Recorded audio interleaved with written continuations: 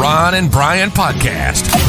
Get ready to fill your ears with the latest news, politics, current events, and whatever else we feel like talking about this week. And now, your hosts, Ron and Brian.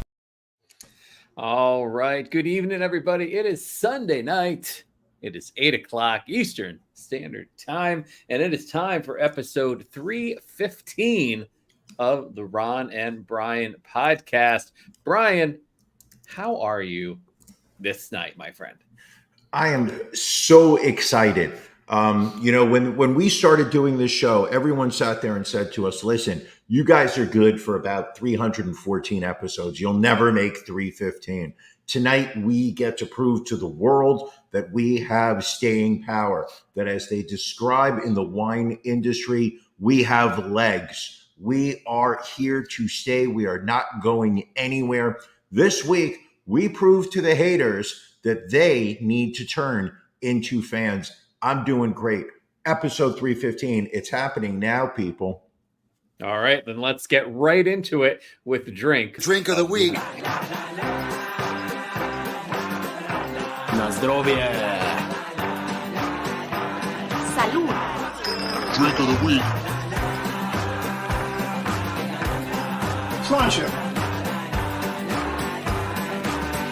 Prost. Drink of the week. Drink of the week. Drink of the week. Drink. Brian, what did you bring as your drink of the week? You know, this has been just a relentless roll of different beers, ales, lagers, pilsners. This week, I decided to take a tangent. I never take tangents. I always walk the narrow path. I take a tangent this week, and I go to tried and true, the old favorites. Ron, this week, I'm drinking a Jack and Coke. Ooh. This could get dangerous because I still have my gigantic bottle of Jack Daniel's Old Number 7 Tennessee whiskey. And you're going to say, what is Jack Daniel's? Well, sucker, I'm going to say this is straightforward. This is an approachable whiskey with a smooth and slightly sweet flavor profile. It's a signature charcoal mellowing process is what gives this whiskey its unique taste that's easy to enjoy neat on the rock or mixed with Diet Coke. Because you know why? Because I'm watching my weight. I'm in my 50s. I'm turning into an old man. I don't need those extra. You got to keep that pool body is what it is. 100%. This is a Diet Coke with Jack Daniel's. I mean, it's a classic. I don't know how it isn't good, especially on a hot summer day. As part of Hot Podcaster Summer. Hot Podcaster Summer. Take a second sip there. Oh, you shouldn't have seen me do that. I'm drinking responsibly tonight, Ron. All right. That's good. Let me ask you a question. All sincerity, all jokes aside, Ron. Sure. What are you drinking this week? Brian, I brought a new beer this week. If you know me, Brian, you know that I love watermelon beers. I love watermelon beers as much as you love taking away a woman's body autonomy. I also love supporting local breweries. I love supporting local breweries as much as you like calling police on dark-skinned individuals walking around your complex. So what I am bringing to the table today, Brian, is a new beer from Evil Genius out of Philadelphia, a little stitious. They're not superstitious, Brian. They're just a little stitious. And this is their watermelon tart ale using a hybrid sour yeast for a snap of tartness and natural watermelon flavor for juicy sweetness. You'll be afraid of how much you love this beer. Let's see, is there an alcohol content? 5%. So I would call this beer somewhat crushable. It's got a nice body. Ooh. Not getting the watermelon smell, but I'm getting definitely the yeast smell coming out of here. So let's see. Okay. He takes a sip. Deep in thought. So I will say it's a very good sour beer. It's definitely got tartness, not getting watermelon here, but it's a very good beer, a very good sour. Take another sip because I imagine if they're not going to, this is not going to be a watermelon beer if there's not watermelon flavor. Did you pick up any more on that second sip? A little bit. You know what? I stand corrected. I'm getting a little watermelon at the end of it, but it's the tartness. Okay. I think is kind of overpowering the watermelon. But again, still very good, still very crushable. All right, he's taking a third sip. See, it can't be that bad if your third sip's deep. No, I mean I have more of these in the fridge. I might need to get a second can for after dark. We'll see how the night plays out. All right. In the meantime, it's time for beef of the week.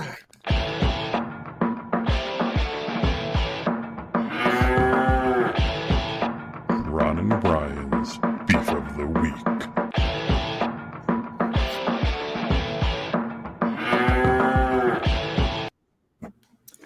Brian, what's bothering you this week? Listen, I may have done this beef of the week. It's possible that we are delving into repeat territory. But you know what my beef of the week is this week? It's summer. Every year, I sit there and say, this is the year that I am going to embrace summer. This is the year that I'm going to go whitewater rafting. I'm going to go outside and, sit on a lawn, and do a picnic. This is the year. This is the summer. I'm going to spend lots of time outdoors and really enjoy the ability to just, not be cold, to sit there and enjoy the benefits of the summer, the barbecues, the picnics and whatnot.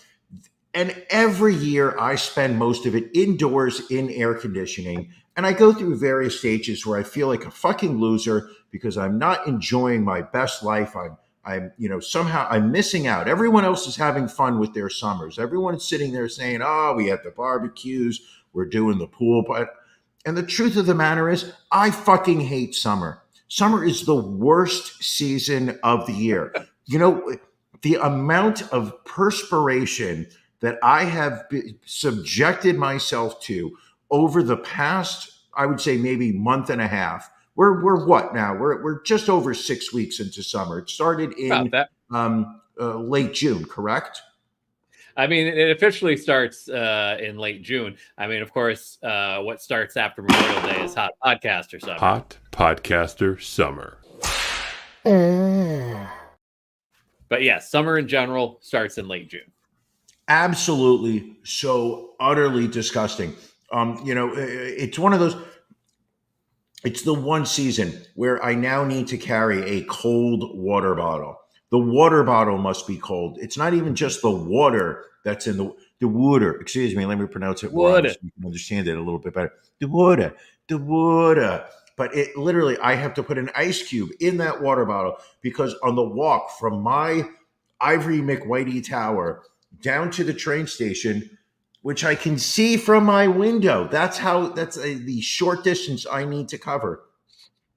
I literally have broken out into a heavy sweat. I don't understand how other people are not hating it as much as I do. And yesterday was a perfect example. My sister, her nephew came, and my nephew came down.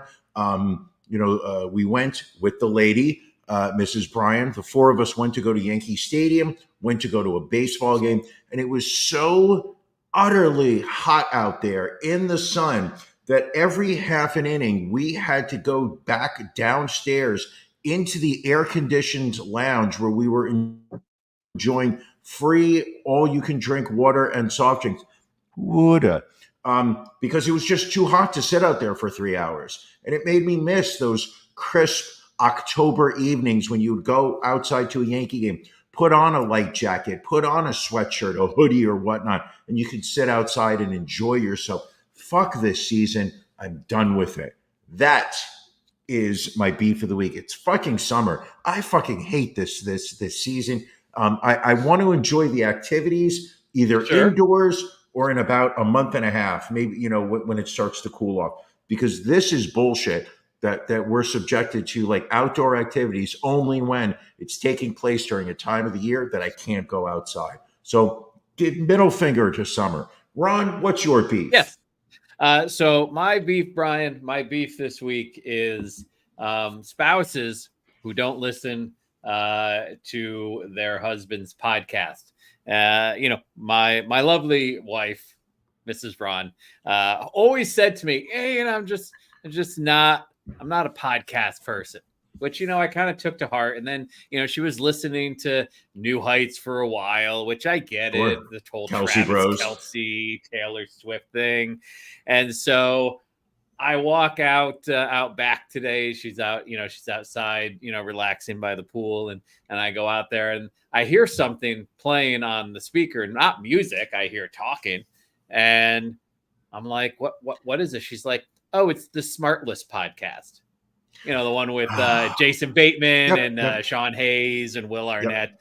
And I'm like, so you'll listen to this podcast, but you won't listen to my podcast. She's like, well, the guest was Lisa Kudrow. Do you have Lisa Kudrow on? I'm like, we're not wasting our time on 90s celebrities. And if that's what you're into.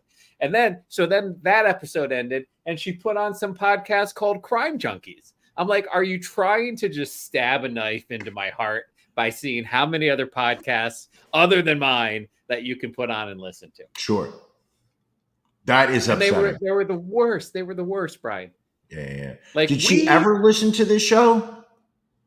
On rare occasion, if it is something that interests her, or if Marty, friend of the podcast, says something good about an episode, Susan will tune in. But the moderator, yes. That's my beef. Like, I feel like, again, it doesn't have to. And a great point from Dom. I'm the champ also. I've got the championship belt, which she hates, granted, but I still have it. She doesn't listen to the podcast. So,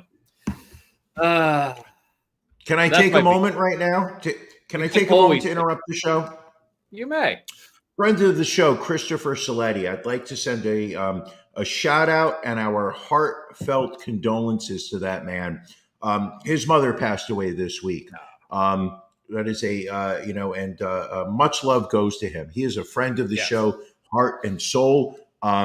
Losing a mother is a terrible experience, and no matter how old we are, we are always still our mother's child. And to wake up in a morning, I'm sure you can sympathize with this, Ron. I know I can. Yep. To wake up one morning and realize that your mother is not around anymore, that she's not able to pick up the phone, and when you have something to say, she's not there to tell you a story or remind you something from your childhood. It's a real depressing feeling. So I'm sure he is going through it right now, and I want him to know that he has got we've got his back, and that we love him much. And keep your head up, because she's watching you right now. So please do not say anything inappropriate in the comments for the rest of the show. But we love you, Chris. Keep your head up. Wednesday would have been my mom's 80th birthday. So the realization of that was a little bit of a gut punch, a little bit. So thoughts going out. What was that experience like for you? It was, it's always a mixed bag when I think of her, because you try and be thankful for having as great an individual as she was as your mom, but she loved celebrating big birthdays. I remember taking her out to dinner for her 65th, and we spoiled her at some ridiculous restaurant in Albany. I want to say we dropped $1,500 on dinner for 5 people. It was just well done. That's what you're supposed to do. You're supposed to do that for 6'5". Yeah. Right. And I can't even imagine what 80 would have been like. So it's and I, just the little things that, we do related to work or stuff around the house that I know she would have loved to hear about or loved to see or, experience. And, that's it's not something you ever get over. It's just something you learn to deal with better on a day-to-day basis. Yeah. The part that really that still bothers me, and my mom passed away 15 years ago. It'll be this coming October. It'll be 15 years. Is those missed moments in life? Is that there's still to this day urges to suddenly pick up the phone and give her a call, let her know, Barry Manilow is coming to town. He's playing Radio City. Do you want to go? And then realizing, no, I can't make that phone call. There's not going to be anybody on the other end of that phone, or something happens where it's just like, I moved into an ivory tower. And you realize that they're not around. It's a terrible feeling. I went to the service for Chris's mom on Friday, and it's weird when it's not your loved one and you're in that room. And you're there to support a friend. You view the event very differently, because you suddenly view it as a celebration of somebody's life. Because you don't feel that mourning that the family is and that the loved ones are. They're mourning the loss of someone. And let's be honest, a lot of them are celebrating the life. But when you walk into a room for someone who's no longer with us and you don't know them, but suddenly you are, it's put in front of you like lovely photos of their life. You see them, at family reunions and whatnot, and you just realize what a life they had. And you realize, there's not, don't be sad right now, because you're actually sitting there looking at, you're taking a moment and looking at like what was a really special life. As much as people sit there and, talk ill about, the current situation we're in, or, what we've become and whatnot, but people are still living beautiful lives. And you realize that, it is, it gives you the ability to sit there and, see life as a beautiful thing, something to be cherished and enjoyed the crap out of, which makes you wonder why I'm sitting, 1/4 out of every year hiding from that burning sun that is just draining bodily liquids out of my body while I sweat to death. Wrap it all up. Chris, we love you. Take care of yourself. Take care of your beautiful family. And we look forward to seeing you again. All right. Well, let's get to our stories of the week. The stories that we like to pull aside and make sure that we don't miss, that we get to them. Brian, what is your heartfelt story of the week this week? Ron, not every life has been lived to its fullest. Not every life has been, experienced all the ups and downs. Sometimes life gets snuffed out rather young, rather early. We have a story this week coming out of Indiana. Do you have a photo of Jennifer Lee Wilson? Is there any way you can put that photo up? Ooh, we're getting a 2-for-1. That's correct. On the left, you see a photo of Jennifer Lee Wilson. On the right, we see 10-year-old Dakota Levi Stevens, that little angel that he is. I don't want to misgender him, but I'm going to assume it's a boy because that's how the article refers to him. Well, as you can see on the left, that looks like a mugshot for Jennifer Lee Wilson. She is currently in an Indiana jail right now, charged with reckless homicide after the 340-pound Indiana woman sat on her 10-year-old foster son for several minutes. As a result of the weight of that 340 pounds on that 10-year-old's body, little Dakota Levi Stevens did immediately pass away. After he tried to escape Jennifer's abuse, he tried to escape to a neighbor's home. She is accused of sitting on the boy outside of her home in what she said was a bid to stop him from, quote unquote, acting up. The obese parent, and for the New York Post to not say alleged obese parent, they're taking some legal risks here. They're saying the obese parent tried calling his caseworker as a little boy who only weighed 90 pounds, screamed, but he eventually stopped moving. The doorbell camera showed footage of Wilson laying on the top of the boy even when he had stopped moving. And it's a terrible story. According to her interview with police, she said, "I was laying on him because he was acting bad." She was visibly distraught as emergency responders tried to save the boy. Unfortunately, after being airlifted to a hospital in South Bend, he was pronounced dead. So our sympathies go out to Dakota, a young life snuffed out too early, and we hope that Jennifer Lee Wilson rots in hell. All right. That's very definitive of you, Brian. And if so Brian, if you I twist started- this, if you twist this into a Brian hates women because he's no, telling an Indiana woman to rot in hell, that's not my fault. Do not sit there and This time I'm not spin actually. this. I'm not coming at you this time, Brian. Don't worry. But we are Ron, going to go. what are you coming at us with? What is your So story of the we are week? going from Indiana all the way over to India, where a American woman was found tied to a tree over there. She had supposedly moved to the country a decade ago to learn yoga, and police are investigating her husband for attempted murder.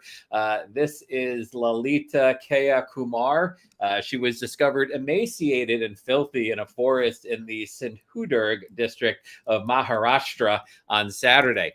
Why do I continually pick stories with hard to pronounce names, Brian? I still don't know. What was that town again? She was in the Sindhudurg district of Maharashtra. I'm very sorry. Your audio cut out. Anyway. Can you do that one more time for me? She apparently, according to local press, had relocated to India to study yoga and meditation in Tamil Nadu. I think you can study that anywhere. I don't know that you need to necessarily go to India, but she met and married a man and lived in the state until the couple's relationship faltered. She said that she was tied to the tree for without food and water for 40 days, although police say it appears unlikely she had been there that long. She was unable to speak when rescued, but gave investigators a handwritten note that accused her husband of tying her up and abandoning her. She also indicated that she had medical issues, including, quote, injection for extreme psychosis, which causes severe lockjaw and inability to drink any water. They have arrested her husband and charged him with attempted murder. Initially, she was in stable physical condition, but by midweek, she was suffering from psychiatric issues and was unable to give a statement. Officials are now trying to find out about her background. She was found with a U.S. passport and an expired visa, but apparently they are not able to find any background on her life in the U.S. just yet. So an interesting story unfolding here. I feel like this will be a Netflix documentary in the next 12 to 18 months. Sure. Is there? So we just want to get ahead of it here. Yeah. Is there any truth to the rumor that you sent your wife the link to this news article and said to her, "Best be on your best behavior"? Listen to the podcast, or it's tree time. Just subscribe. You don't have to listen. Just subscribe on YouTube. I feel like there's more to this story that will come out, because first off, no human being can survive 40 days without food. Well, with food, possibly, but water, without a doubt. You can't. I mean, I think, if you look at people who go on hunger strikes, you can go without food for longer than you can go without water. Yes. Absolutely. I think you can go just no more than about 3-4 days without water before you die. Right. Exactly. Like if she had water to drink, I think she could have survived 40 days. Which is so wild that we survived the 60s and 70s, because those people never drank water. Those people literally woke up, had soda, went to coffee, then were hydration was not a thing when we were kids. Correct. Like we were drinking Kool-Aid, we were drinking Sunny D. I mean, it was never like water. Like if you were bad, you had to drink water. Yes. I remember you couldn't have soda for dinner. As late as college, I remember that if you were in a restaurant or you went to Denny's and you were like, "Hey, would you like something to drink?" And you're like, "No, I'm fine with this water." You were considered less than and poor, because it was the perception was, if you're drinking water with your meal, then that means cheap. That you're poor and you can't afford to order some type of beverage, like a lemonade or order something. Just wild. So the idea is that she was tied to a tree for over a month. This is definitely going to be a reenacted story at some point. Yeah, without a doubt. Do you think at any point? College? What are we talking about? College? Well, I was going to say, where did we spend many an hour when we were in college, Brian? The third floor men's room of the student center What men's room. We dining were on the establishment specifically did you listen. spend a lot of time at? Do not even joke about it. We were regulars at Denny's. If you went out drinking, if you went out to a concert, your night ended at a Denny's, where you would drink coffee. You would order a Moons Over My Hammy. Oh, so good. A Grand Slam. I was a sucker for the Grand Slam breakfast. I love I the like Grand the Slam French breakfast. slam personally because I preferred the French toast over the pancakes sometimes. Oh, I thought you were being bougie and saying that you wanted something with a little hollandaise sauce on top. But Brian, Though the reason I bring ultimately, this up is whoa, whoa. it was relatively inexpensive for us to Yeah, of course. dine at Denny's, have Sure. the bottomless cup muggo coffee, I believe they called it. So as an example of Joe Biden's America, Brian, there is an article in the New York Post talking about a Reddit post, people listing the lumberjack slam, which I was not familiar with what the lumberjack slam was, so I had to pull it up on the Denny's menu here. It is 2 buttermilk pancakes, a slice of grilled ham, 2 bacon strips, 2 sausage links, 2 eggs, hash browns, and 2 pieces of toast. Brian, what do you think the lumberjack slam sells for these days? At Denny's. At Denny's, correct. I'm gonna have to say $15.99. You're close, Brian. Even higher than that. It is $17.99 for a lumberjack slam, not including the option of upgrading your pancakes to either double berry banana, cinnamon roll, or choco nana. That's an additional $3.09 to upgrade. Nobody needs that. Nobody needs that. Geez, Like, that's wild. I remember, like, I think a grand slam was like $4.99. Definitely less than $5. It might have been $3.99 in all honesty. Yeah. And then obviously unlimited, but every now and then you had to order some kind of like beverage, so this way they would keep the table open.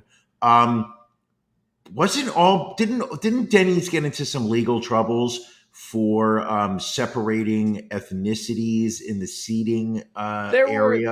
There was some racism there going on at some various Denny's, and again, when we were young, we didn't keep track of like calorie counts, but looking at the calorie counts of some of this Denny's stuff, like the lumberjack slam tops out at 2,660 calories.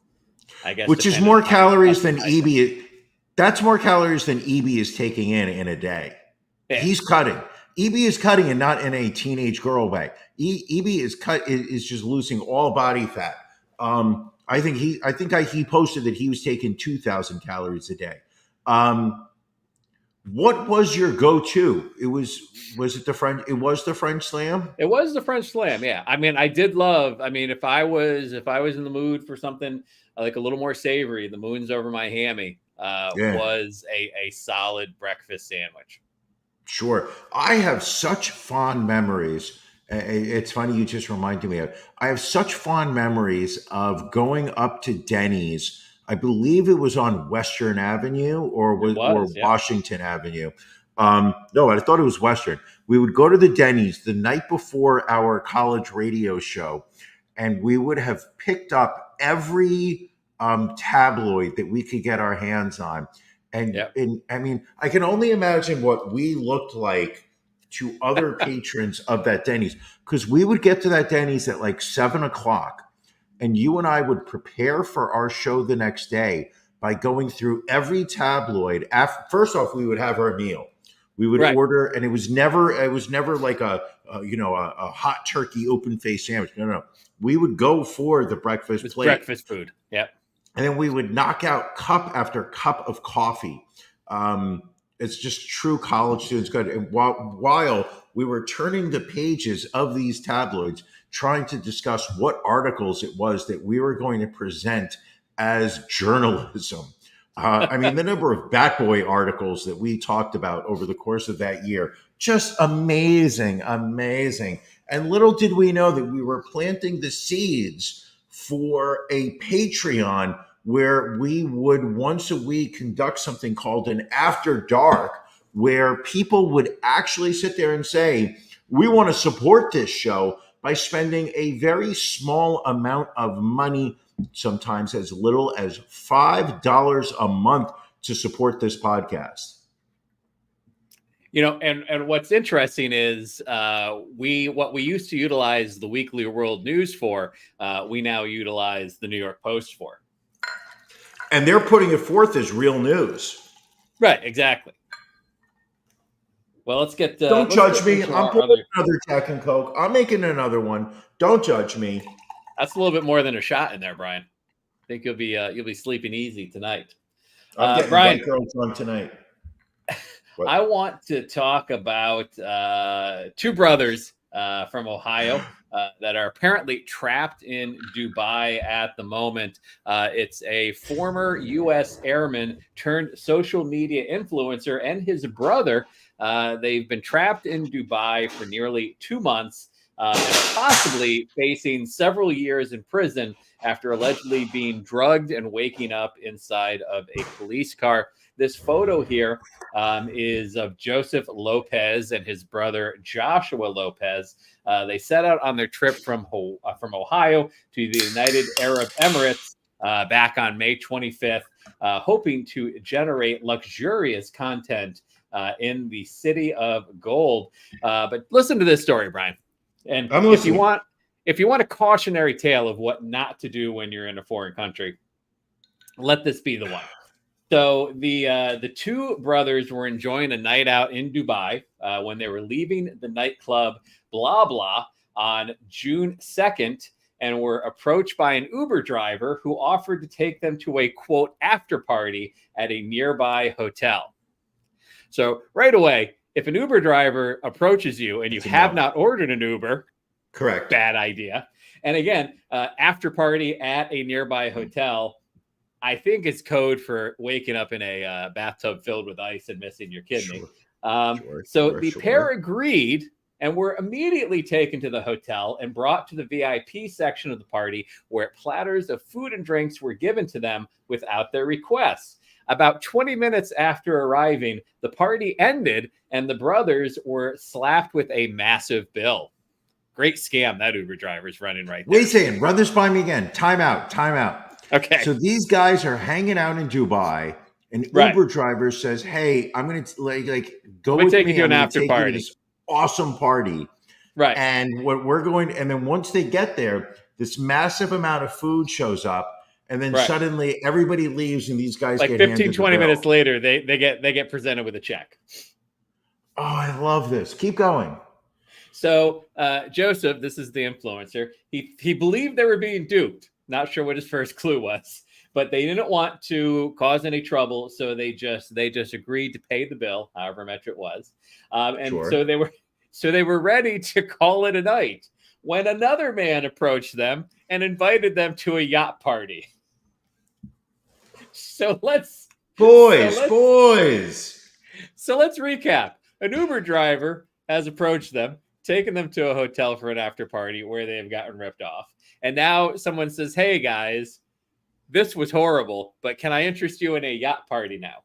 So Joseph said that he was done for the night and initially declined the offer, but the man insisted that they were, quote, American guests and not to worry about spending money. But once on the boat, the brothers were given drinks by the staff and later charged $2,722 for the refreshments. And then things got even worse. So Joseph Lopez said to local news, quote, "This girl brought me a drink, and after she brought me this drink, I don't remember anything." He said the rest of the night for him and his brother was a blur. It wasn't until later in the early morning the following day that they were allegedly confronted by men in black ski masks, speaking to them strictly in Arabic, who tried to throw them into an unmarked vehicle. They tried to run off. Turns out these were undercover police officers, and they were arrested and taken to the Al Barsha police station and charged with assaulting an officer, resisting arrest, damaging a patrol vehicle, and alcohol consumption, a law that is strictly enforced in the Middle Eastern nation, which I did not realize that you shouldn't drink when you're in Dubai, apparently. No, you can drink in West. My understanding about Dubai, and this is limited to my following of influencers um, of the how do I describe this baseball player type environments. Is that if you stay in Western hotels, you can drink in the Western hotels, but you Okay. and nightclubs and whatnot, but you cannot go around on the street where locals will see you ingesting alcoholic beverages. Got it. Well, So then that's that would kind of make like the sense. carve So they out. should not have been drinking on this yacht, is the Correct, net of correct. the story. Let me ask you a question, Ron. Which Yeah. would you rather have happen to you? All right. You and Mrs. Ron are going to Dubai Okay. because your hotel company is taking over a hotel over there. So Okay. you listen. What's wrong with me? This is what we Could happen. call this is a situational setup. You have Yeah. mastered state college. You've dominated union college and whatnot, and now you've gone international. You're in Dubai with the Okay. missus, and you are suddenly thrust into the nightclub of the hotel, where suddenly platters of food and open bottles with bottle girls, lifting little banners and like, "Ooh, Mr. Ron," with little sparklers and whatnot. You start drinking, thinking, "Oh my God, this is great." Which would you rather have? You black out suddenly. Which would you rather have? Would you rather wake up having no memory of the night before, but you are in a bathtub filled with ice and there are poor stitches across your midsection where you believe that one of your kidneys has formerly resided? Right. Or Right. would you rather wake up in the same bathtub filled with ice with blood leaking out of your rectum, pain emanating from your backside, and faint memories of a local man being on top of you while sweating into your nape of your neck, whispering sweet nothings into your ears? I mean, I think the easy answer to that is I have a second kidney. So out of the two, I'll just give up the kidney. It seems a lot less damaging in the long run. Okay. So anyway, I'm surprised. I'm surprised by that. so the Listen, brothers I'm made going to say bail, this. but they're You put this up before. I'm sorry, Ron. I'm running with this. please. Allie's acting like this is the first time that I have created fan fiction starring Ron. Like, it just so happens this week that it's about Ron in Dubai being aggressively assaulted. But like on the regular, I would say at least once a day in my brain, I've created some form of like Ron fan fiction. You should It's possibly put that. weird. Maybe do a Substack and people can subscribe to it. Is that a thing? I believe so. I believe it's called Substack, where you can do essays and people can subscribe to it. SA is another word for sexual assault, Ron. I'm not doing any SAs. So if that's your thing, then you need to take responsibility for that. You need to apologize to all people that you have harmed in your past by SAing them. Because I would rather the SAing kind being the Mexican street gang member who walks up to people and goes, "Hey, SA."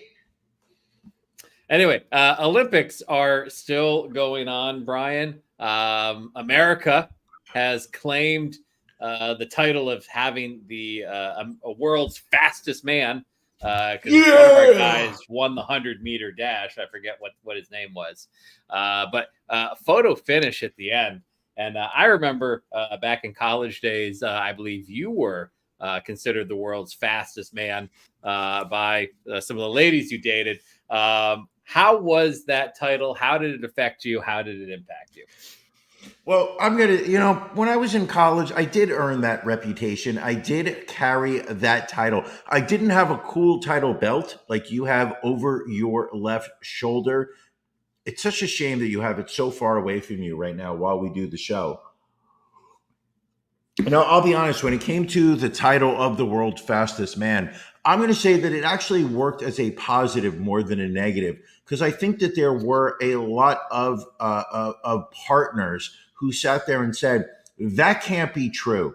There's no way that a man that suave, that charismatic, could have that problem.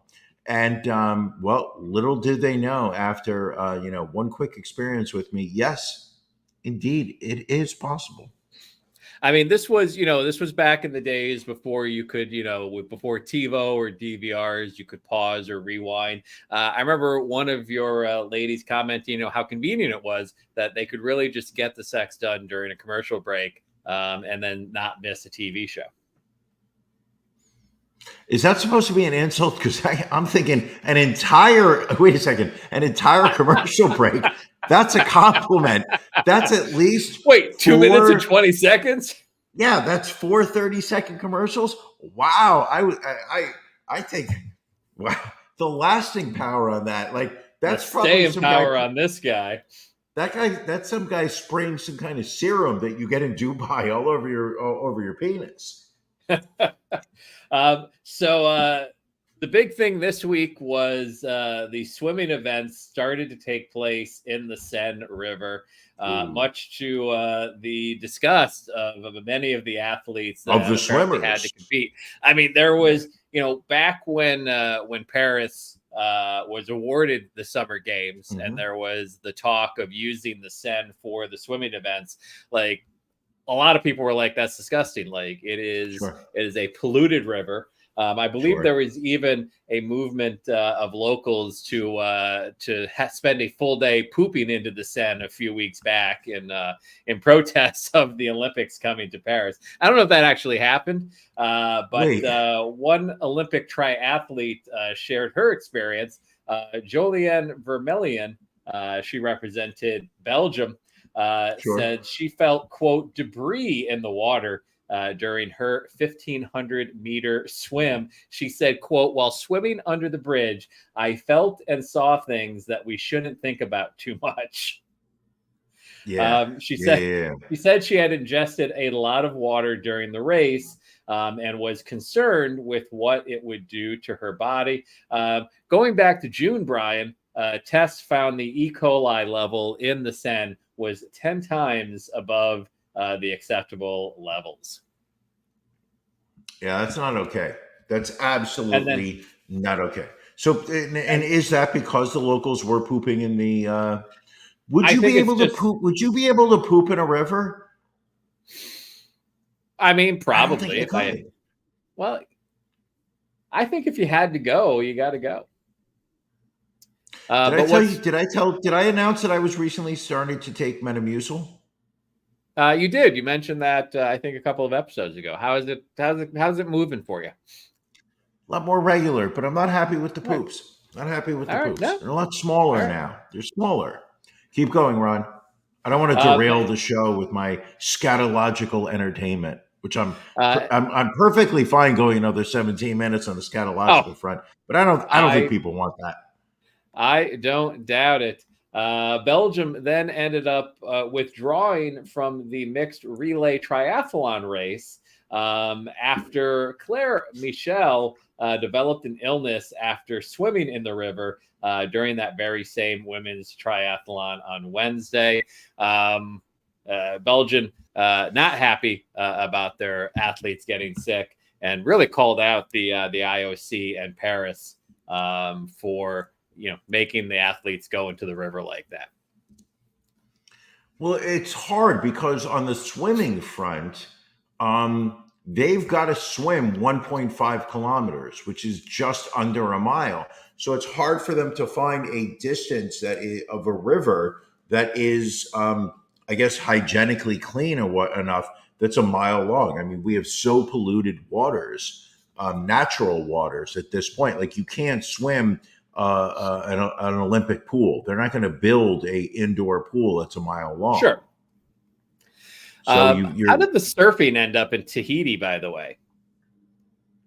I believe that the Sharks were not able to score a point, and we are devastated. Everyone sat there and said, listen, they are doing the surfing competitions in Tahiti because obviously France is not known for their natural waves. All those of us who are on gambling talk sat there and said, bet the over on the Sharks. The Sharks are minus 1.5 shark attacks. Bet the over. Sharks are going to be attacking the Olympic surfers at record numbers this year. Sadly, we have not seen one attempt by a shark to eat a Olympic surfer.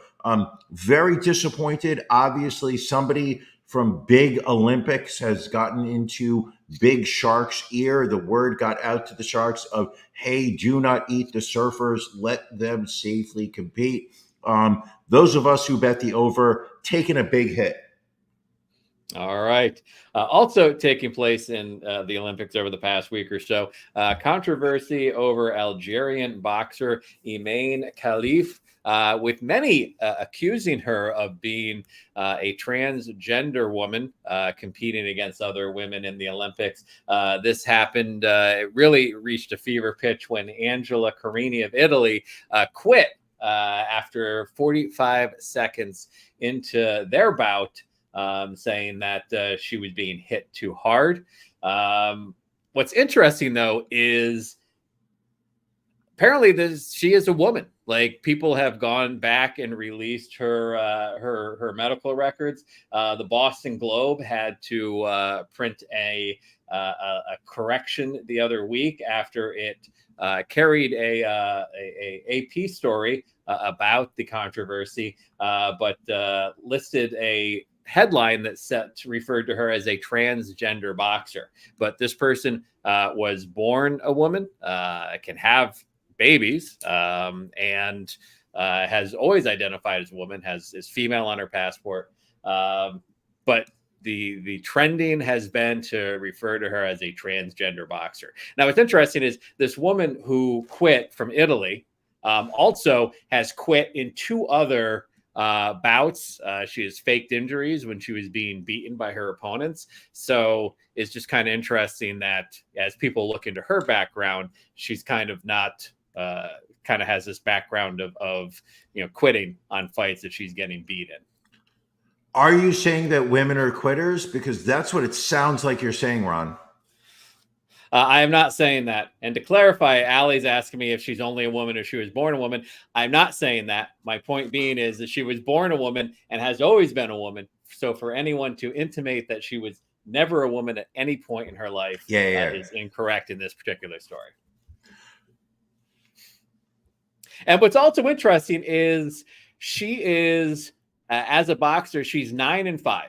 So she is not what you would call an overly talented boxer. She can win, but she's been beaten by women. She's lost in previous world championships. So it's just interesting that this is the line that some people are trying to put out. Sure. There. Now, rumors have it, and obviously I'm not saying that this is true, but rumors have it that said that last week she was in Dubai trying to get 2 Americans onto a yacht, saying that there were free drinks while she was driving her Uber. I don't know if this is true or not. I don't believe that's the case. I would say this, and I don't know, for the people that did watch the a clip of the boxing match that she was in against, was it the Italian boxer? Yes. I'm going to say this, and I say this as a proud American male who prides himself on being tough. But if I were on the receiving end of one of the punches that she was throwing during that fight, I also would have quit. I don't know, I don't know if you sat there, watched that fight, and said to yourself, "Oh, I could have taken that hit and kept going." I looked at it and I was just like, "Yeah, I would have thrown in the towel also." I also would have been on my knees in the middle of the ring, being like, "This is terrible. I can't. This is not good." Yeah, it's not good. It's not good at all. Brian, Hamas leader Ismail Haniyeh was killed in Tehran. This was almost your story of the week. I know you were very Almost, proud yes. of this happening. Talk to us about this former Hamas leader. Listen, I mean, I'm going to say this, and this is where I think that we are looking at a very difficult situation. You know, it goes back to October 6th, October 7th, and October 8th. A lot of people want to use the starting point of the current aggression that is going on between the Israelis and the Palestinians as the day when the Palestinians attacked Israel and killed over 1,000 Israelis in that day. A lot of people want to go further back. In this current, conflict, where do you draw the line and say, let's start from here? It's almost impossible. What I find very surprising is the comfort that Israel, in its current, how do I say this? They're not winning the public relations war. Yeah. They are winning the war on the, in the streets of Gaza. They have, basically the way I see it, if you read the news reports, they've pretty much decimated most of the Gaza Strip. But here, this past week, attacking inside the capital of Iran, the safe house of the Republican Corps, I believe is the name. Is that it's basically the security agency inside of Iran. They have a safe house where Palestinian guests come to stay. Hamas leaders have come to stay in the past. Apparently, Israel, if I remember, according to the news reports, 2 months ago, were able to sneak an explosive device into this safe house. However you want to look at it, from a military perspective, that is fucking balls and really great, incredible tradecraft. But the idea is that during this terrible, listen, America has been the largest supporter of Israel militarily, support foreign aid, however you want to look at it. But as the narrative inside the United States is absolutely turned to, we need to tamp down the violence. We need to stop this military onslaught of Gaza by the Israeli army. For Israel to ignore those calls coming from Washington to try to find a peace at this point, for Israel to sit there and say, oh, by the way, we are going into Iran and we are going to set off bombs, killing people. Just a very aggressive stance for them to take.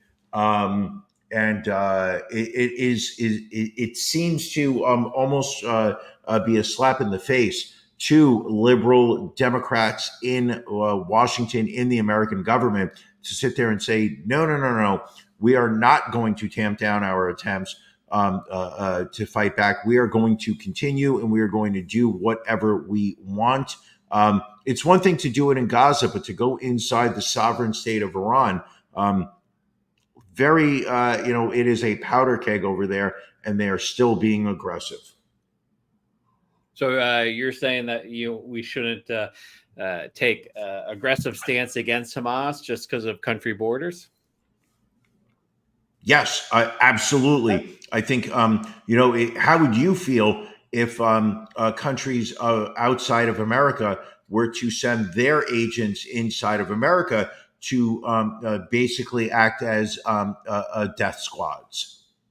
I mean, I know you were perfectly fine when there was a rape squad inside of Elkins Park. You were like, no, let's just let it go. Hey, he's a Hollywood celebrity and he's living in my town. He can do whatever he wants if he wants to have his, drink parties for women's only. I mean, that seemed to be okay with you, Ron, but apparently, it's not okay, from a world perspective. Well, let's move on then to the great state of New Jersey, where What? an unhinged New Jersey traveler apparently ate too many weed edibles then tried to have sex with a flight attendant and open the plane's doors mid-flight. New Jersey. Eric Nicholas Gapko of Delanco. He was on American Airlines Flight 2101 from Seattle to Dallas. When he started acting unruly, he peeled off his shirt, began puffing a vape pen, yelling and hitting on a crew member, and propositioned her for sex. He later admitted to eating 10 marijuana edibles before the outburst. He allegedly also assaulted a flight attendant and tried to open the plane's exterior doors multiple times. Chaotic video footage allegedly shows Gapko bare-chested and shouting, "I am sane," as crew members try to calm him near the plane bathroom. Nothing screams sane like being shirtless and yelling on a plane. He was arrested at the Salt Lake City International Airport, where he allegedly broke a glass door and spit on an officer during his arrest. I thought edibles were supposed to like mellow you out, calm you down, relax you a bit. Why on earth would you have 10 of them? Like, think about it. Even if they're as little as 5 milligrams a piece, you're just taking 50 milligrams. There's no reason that, why would you want to be that high on an airplane? I don't understand people that sit there and say, no, you need to like get wildly, stoned on an airplane. It makes no sense to me. I don't get it. And then, and I'm going to say this. I'm just going to say this. If you were to give me 50 milligrams of weed right now, in edible form, I'm going to sleep. Like, I'm just going to sit there and be like, hold on. Like, I am not like taking my shirt off. First off, I'm not going to take my shirt off under any circumstances unless I'm at a pool party. But I will absolutely fall asleep. There's no, I'm not propositioning anyone. I am just taking a very good long nap. Now, your old town, New York City, Brian, an outbreak of public masturbation this year, soaring 51% through the first half of the year, up from 251 complaints to 378 complaints. Real quick, great comment from Billy. Just put you in a car, you're going to fall asleep. You don't even need the edibles. 100% true. He's right. He is absolutely correct. Meanwhile, police issued 159 criminal summons through June 30th to New Yorkers for pulling out their genitals, sometimes to urinate, a staggering 396% increase from the 32 tickets written in 2023. Brian, defend your former city. I can't, and it's one of the reasons why I left that city. When I was in that town, when I was champion, I sat there and said, listen, people, put your wieners away. Do not masturbate in public. And it felt like the world was right. Obviously, when I have exited New York City, when I have moved away, chaos has ensued. Apparently, it is open season for whipping your wiener out and masturbating furiously. I cannot, I can't speak to what's going on. I'm not there. I'm not physically in New York anymore. And it's just plain and simple. I think that it is weak leadership from the mayor, Eric Adams. I think that it is a hands-off approach, pardon the pun, from the New York Police Department. Excuse me. Exactly, the pun was intended. And I just think, we have to look at the current, champion of the podcast, and we need to say to him, what are you doing to ensure that the residents of New York City are safe from public masturbators? Quick question for you, Brian. Sure. Gun to your head, you would have to do one of these two things. Which do you think you'd better be able to do? Poop in a river or masturbate in public? I have to poop to completion? You have to poop to completion. You don't necessarily need to masturbate to completion. I would masturbate, hands down. I don't care how much. Literally. Hands down, literally. Ugh. All right. That was. I didn't even mean that one, but like I don't like. There's no way that I can poop on command, but I can easily put my hand in my pants and masturbate. Like that, I can do on command. Well, you couldn't just put the hand down the pants. Like you would have to drop trow. You'd have to whip it out. Like expose yourself in public. That you do. Listen, in New York City, apparently everybody's doing it on the street corners, so people wouldn't even notice it. However, if I had to poop in public, that would be a big thing. People would notice that. Yeah, I don't have the ability to just sit there, and squat down on my knees and just like create a piece of fecal matter coming out of my rectum.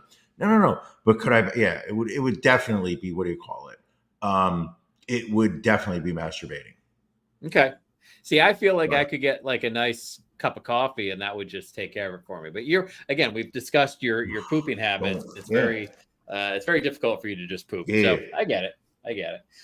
Forgot to put this story into our Olympic coverage, where the British Olympic Association has initiated an investigation surrounding Team Great Britain Rugby Sevens player Amy Wilson-Hardy, allegedly sending a racist message. An alleged screenshot of a since deleted conversation was leaked on Instagram, where the England forward sent a photo of her wearing a black face mask on WhatsApp. So here is a photo of her. And I don't think she was necessarily going for blackface. I think it's just one of those like facial treatments you put on. But whoever she texted the photo to, the anonymous recipient of the photo wrote, quote, "genuine chocolate face," to which Wilson-Hardy replied, quote, "thought I'd have a better chance with the blacks." Yep. Now she's gone. So again, she has been removed from the team. And is under investigation. How about our women's rugby team scoring bronze with a last-second score against Australia? Why not gold? Why are we accepting bronze? It's the first medal ever by our women's rugby team. First medal in rugby in like 60 years for our country. I'm sorry. I'm not. This is America. This is the United States. We have the expectation of gold in every sport: table tennis, javelin, hammer throw, the 100 meters, the 250 meters, the 1500 meters. That is a thing. It's 200 meters, not 250 meters. The synchronized diving. No, we do have that. Don't forget breakdancing. No, that's not a sport. That is in the Paris Olympics, breakdancing. Breakdancing. Okay, Ron, it is now, we are an hour and two into the show, which means that in 28 minutes, if you want to run the feed underneath, we are going to be starting our After Dark. The challenge to you is to find me one video that we can play during our After Dark of breakdancing in the Olympics. I need to see this. I had no idea it was. Really? All right.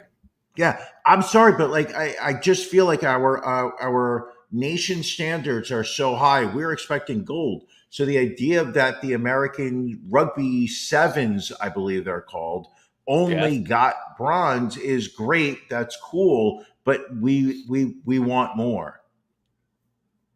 So had it been the men's team, would you have been all right with bronze? No, absolutely. Why not gold? Right. Though shout out to Flavor Flav. There's so much Olympic talk that we could do if we wanted to. Flavor Flav, I believe, is I believe the sport that he is sponsoring is the women's water polo team. You are correct. Where Flavor Flav, keep in mind, I didn't even think Public Enemy was creating this kind of cash, let alone what was left over after his crack addiction. But Flavor Flav somehow came across the American women's water polo team, where they sat there and were saying how they needed some type of corporate sponsorship to help them sustain financially the costs associated with going over to Paris to represent America in the Paris Olympics. And Flavor Flav got involved and said, you know what, ladies, I've got this. I will cover all the costs of your expedition or whatever they call that over to Paris. Flavor Flav is sponsoring the women's team, and I have no idea how they did. If you can look it up, Ron, that would be great. If not, don't worry about it. I mean, he somehow he got involved. He also sponsored Team USA discus thrower Veronica Fraley. She posted on Twitter the other week her frustration about having difficulty paying her rent despite being an Olympic athlete. So Flavor Flav paid her rent for her. How sad is it that, and I think athletes around the world, don't necessarily have this luxury, but it is sad that America, with all the wealth in this country, that our athletes that are representing this country in the Olympics need to reach out to the private sector and not even just the private sector, but just to wealthy individuals, because our Olympic Committee cannot get proper corporate sponsorships to support and cover the expenses of our Olympic athletes. Absolutely they're getting corporate sponsorships. I mean, good Lord, how much is NBC but if they paying? But they're not funneling that money down. Well, the problem is the fact that the actual athletes need to reach out to get support from Flavor Flav to cover their expenses. Right. Meanwhile, NBC is paying how many billions of dollars to the like that's where the system is broken. I understand, somebody from like South Sudan, an athlete from South Sudan saying, my government can't support me, the cost of me flying to France to represent my country. Can somebody help me with these costs? Absolutely, I understand that. If I could help out, I would. Unfortunately, it's not something that crosses my, charitable donations pledge. However, exactly. Tom agrees with me. However, it's just the fact that in America, where there are so many billions of dollars being sloshed around, somehow the actual athletes don't have their expenses covered. Absolutely tragic. Agreed. 100%. And also Snoop Dogg, all over the Olympics. He was hanging out with Martha Stewart at the equestrian trials. And he was swimming with Michael Phelps. How do we get that gig? How do we get to go to Paris and just hang out shooting segments for the Olympics? It starts off, first off, we need to do a rap album with Dr. Dre. Then we need to go on trial in Los Angeles for murder. Beat the charges. Right. That's when I think we get those invites. All right. Well, we got our work. We got our work laid out for us. Our work also is not done for this evening. We've got our After Dark episode coming up at 9:30. So just about 22 minutes away. You know what else I noticed, Brian, while watching the Olympics, just to jump back for a moment? A lot of the gymnastics commentators use my cult leader voice when they're talking during the performance, she took a step on the dismount, and so unfortunately I don't see her getting near the podium now because of that. She had to do the work and she did not do the work, and she took the step, and it's really a shame. 23 years of work just flushed right down the drain there by that one little mistake. Ron, what voice did they use when Simone Biles won the gold medal in the overall women's gymnastics event? It was a lot more upbeat, I guess. I didn't watch that. I saw she won. I watched the pommel horse kid from Penn State. He was good. Why do you have? Oh, so you don't watch the female Olympics, but you watch the men's Olympics. You watch the male Olympics. I watched both. You're not going to watch the women's. I'm just saying. I'm admitting. I didn't catch the individual gold that Simone Biles won. I admit that. Oh, so by some stroke of luck, you want us to believe that you missed out on the women's when they won gold, but when the men's win gold, you are watching. Well, the men didn't win gold, Brian. They won bronze. So according to you, they didn't do anything. I'm sorry. I only watch when our athletes win gold. I'm checking the ESPN app, And when I see that an American wins gold, I go to NBC.com and I watch them win that gold. I'm not interested in watching an American athlete win bronze. They wake up at bronze. So as we were saying, After Dark is coming up for our Patreon subscribers. If you are not a Patreon subscriber, what the hell is wrong with you? Go to ronandbrianpodcast.com. Yes. Click in the upper right-hand corner for $10 a month, a minimal charge. You can hop on and join us live on the After Dark, where we've got the saucy stories. We've got stories about Olympic penises that we could not put on this episode. That is going to be taking place in After Dark. That's the kind of high quality content you can come to expect from your Patreon subscription. Yeah, I think we have like a 30 minutes of spicy Olympics content. Genitals. We're going to be talking about Olympic genitals. We're going to be talking about STD rates in Paris. We're going to be talking about Ron doing the work, because the work is so important. So important, everybody. So important. All right, Brian, let's wrap this episode up. Let's get ready to head on over to After Dark. Anything else you'd like to say to the people before we close? Little Jack Daniels cures what ails you. All right. All about Thank it. you All for about joining us, everybody. Patreon folks, we'll see you in about 20 minutes. Everybody else, we will catch you next week. Thank you for joining us on the Ron and Brian podcast. We're live each week on YouTube, Facebook, and Twitch. You can find prior episodes, links to our social media, and everything else Ron and Brian at ronandbrianpodcast.com. See you